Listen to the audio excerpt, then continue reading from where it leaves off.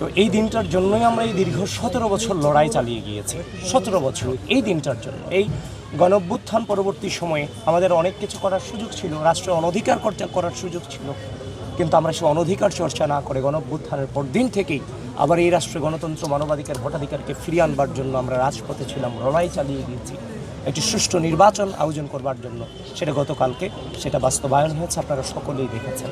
বাংলাদেশের মানুষ অত্যন্ত পিসফুল ওয়েতে নিজের ভোটাধিকার প্রদান করেছে।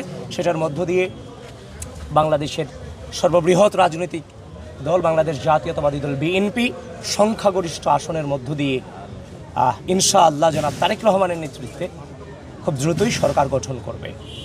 তো আমরা রাজনীতি, যে অতীতের যে নোংরা রাজনীতি আসে, সেই নোংরা রাজনীতি থেকে বের হয়ে যাওয়ার জন্য কিংবা একটি সুস্থ রাজনৈতিক সংস্কৃতি প্রচলনের জন্যই আসলে আমরা এই দীর্ঘ লড়াই চালিয়ে গিয়েছি।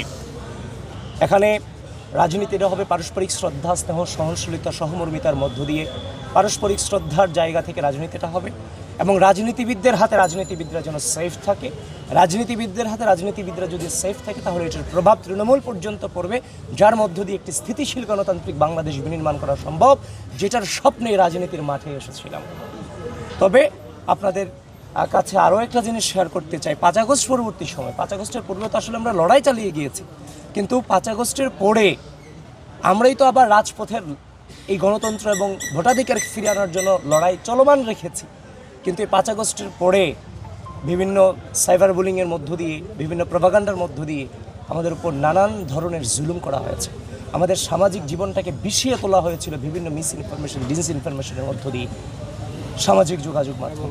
তবে আমরা ধৈর্য ধারণ করেছি, আমরা সে রাজনৈতিক চ্যাপ্টারে আর কখনোই প্রবেশ করতে চাই না। তো সুতরাং ওই যে মিসইনফরমেশন, ডিসইনফরমেশনের জবাব দিতে গিয়ে মাঝে মাঝে আমাদেরকেও কঠোর ভাষা উচ্চারণ করতে হয়েছে, যেটা সত্যিকার অর্থে আমরা হৃদয় থেকেই কঠোর ভাষা উচ্চারণ করা, কারোর সাথে উচ্চ স্বরে কথা বলা, এটা কোনোভাবেই আসলে চাই না।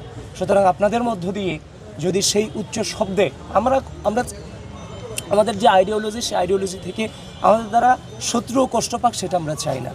সুতরাং সে সময়টাতে এই মিসইনফরমেশন, ডিসইনফরমেশন মোকাবেলা করতে গিয়ে আমাদের থেকে যদি আপনারা কেউ কষ্ট পেয়ে থাকেন, কিংবা আমাদের উচ্চ সুরের কারণে যদি কেউ কষ্ট পেয়ে থাকে, আমাদের ভুল বোঝে থাকে, আমি তাদের কাছে আমাদের ক্ষমা সুন্দর দৃষ্টিতে দেখবেন এবং তাদের কাছে দুঃখ প্রকাশ করছি।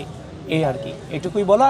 আর সকলকেই আহ্বান করছি আমরা যেন পূর্বের রাজনৈতিক অপসংস্কৃতিতে কেউ ফিরে না যাই, কারণ পূর্বের রাজনৈতিক অপসংস্কৃতিতে ফিরে না যাওয়ার জন্যই আমরা এই রাজনীতির মাঠে এসেছি।